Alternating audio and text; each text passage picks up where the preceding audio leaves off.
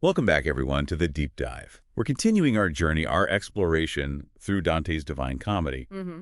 And as you know, the idea is always to see what we can, well, what we can find for our own lives, our own journeys. That's the goal. Practical wisdom from this incredible poem. Exactly. And this marks our 44th Deep Dive together. So thanks for staying with us on this path. It's always a pleasure.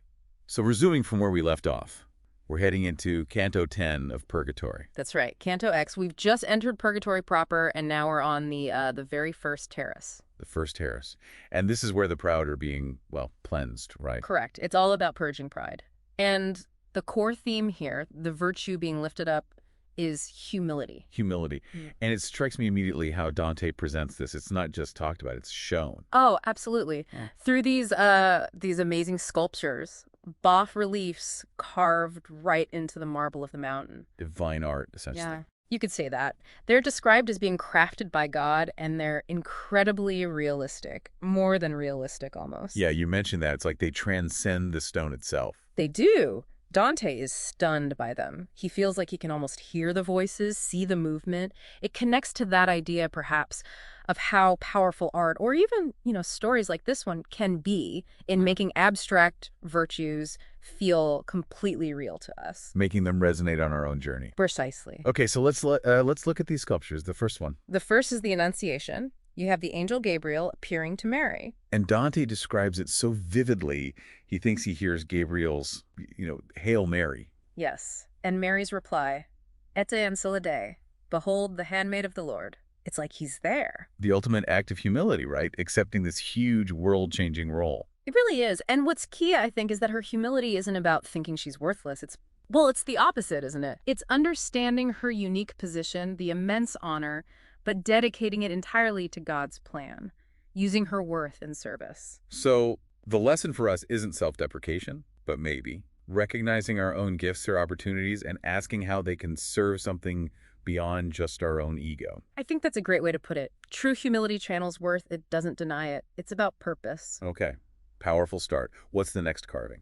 The second one shifts things a bit. We see King David. Ah, David. But not in his royal finery. He's dancing. Dancing with real abandon before the Ark of the Covenant as it's brought into Jerusalem. Right, I remember this. He's wearing simple clothes like a linen ephod. Exactly. He's setting aside his royal dignity, you could say, out of pure joy and devotion to God. But there's a counterpoint. His wife, Michal. Yes, Michal.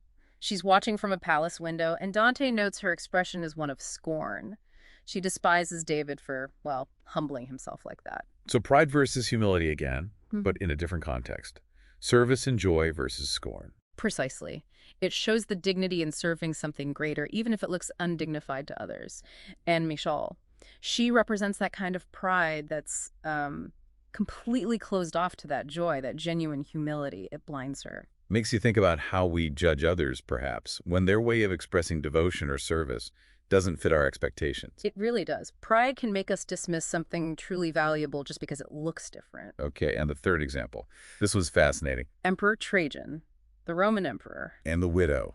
Tell us about that one. Right. So the carving shows Trajan on horseback, ready to lead his legions, off to war. A powerful man with an important agenda. Absolutely. But then this poor widow stops him. She grabs his bridle, apparently, and demands justice for her murdered son. And Trajan. He listens, even though he's got an army waiting. He does. He pauses his entire campaign, listens to her plea, and ensures justice is done before he rides off. Wow. That's quite something for an emperor, prioritizing a single vulnerable person over a military expedition. It's a profound lesson in empathy and justice, isn't it? Recognizing the importance of the individual, especially the powerless, even when your own plans seem overwhelmingly urgent.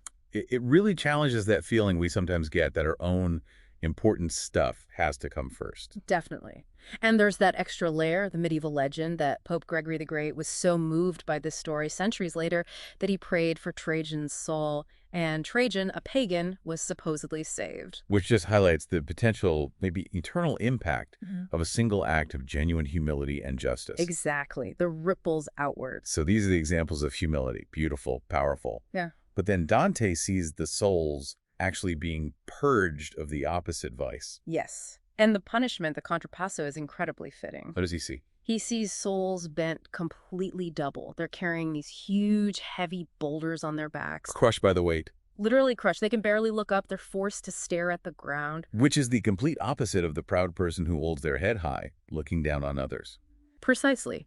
Pride made them look up, puffed themselves up, but in reality, spiritually, it was a massive weight. It burdened them, limited their true vision. So the punishment makes the internal burden visible, physical. Yes.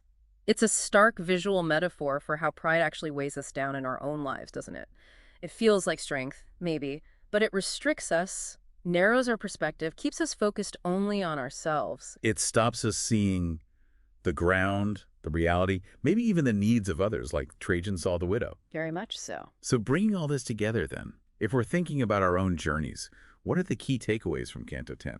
Well, I think first it's seeing humility not as just one thing, but multifaceted. It shows up in religious devotion like Mary's, in leadership like David's service, in civic duty like Trajan's justice. It's active, not passive. Second, the power of art, or stories, experiences maybe, to really teach us these moral truths in a way that, gets under the skin. Like these carvings did for Dante. Third, that stark image. Pride is a burden. It limits us, weighs us down, even when we think it's lifting us up. And related to that, the importance of empathy and justice, like with Trajan, even when it's inconvenient. Crucial. And finally, maybe that true dignity isn't about status or looking down on others, but it's found in that service, like David's dancing. Yeah. So for you listening, maybe take a moment to think, where have you seen humility make a real difference, maybe in your own life or someone else's? Or perhaps felt the weight of pride, that restriction it brings. Right. How might these examples from, 700 years ago offer a slightly different perspective on the challenges you face, the interactions you have right now on your path? It's about seeing humility as this dynamic force, a conscious choice, really. A choice to value others, maybe? To see beyond ourselves? I think so. To contribute to something larger, to understand our place without needing to be, the center of everything. So the final thought, perhaps, as you continue your journey, maybe consider how embracing humility in all these different ways we've talked about. How that might actually lighten your own load. Exactly. Lighten the burden and maybe broaden your vision, help you see more clearly along the way. A worthy goal. Indeed. Well, thank you for joining us for this particular deep dive. Always a pleasure to explore this together. We look forward to continuing the journey next time. This was, as we said, our 44th exploration. Until then, farewell.